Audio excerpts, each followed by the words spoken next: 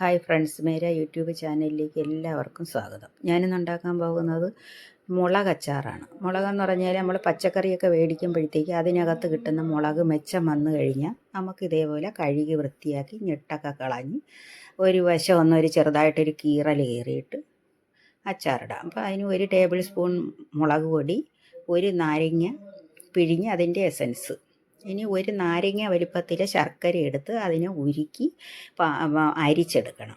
ആവശ്യത്തിനുള്ള ഉപ്പും കായപ്പൊടിയും എല്ലാം കഴിയുമ്പോൾ കുറച്ച് വിനാഗിരി വേണമെങ്കിൽ ചേർക്കാം. തോനെ ദിവസം ഇരിക്കാനാണെങ്കിൽ വിനാഗിരി കൂടെ ചേർക്കാം. അപ്പം ഞാൻ നല്ലെണ്ണയ്ക്കകത്താണ് ഉണ്ടാക്കുന്നത്. നല്ലെണ്ണയ്ക്കകത്ത് കടുക് പൊട്ടിച്ച്, കടുക് ഒന്ന് പൊട്ടി വന്നതിന് ശേഷം ഈ മുളകൊന്ന് ചൂടാക്കണം. ഇതിനകത്തിട്ട് ഈ പച്ച മണമൊക്കെ അങ്ങ് മാറി ഒന്ന് വാടി വരണം. ഒന്ന് വാടി വന്നതിന് ശേഷമാണ് നമ്മൾ ഇതിനകത്തോട്ട് ഉപ്പ് ചേർക്കണം. ഉപ്പ് ഞാൻ ചേർക്കാത്തത് കൊണ്ട് ഈ സമയത്ത് വേണം ഉപ്പ് ചേർത്ത് കൊടുക്കാൻ. ഉപ്പിട്ടൊന്നും വെക്കുന്നില്ല, അപ്പോഴും തന്നെ ഫ്രഷായിട്ട് തന്നെ മുളക് എടുക്കുകയാണ് ചെയ്യുന്നത്.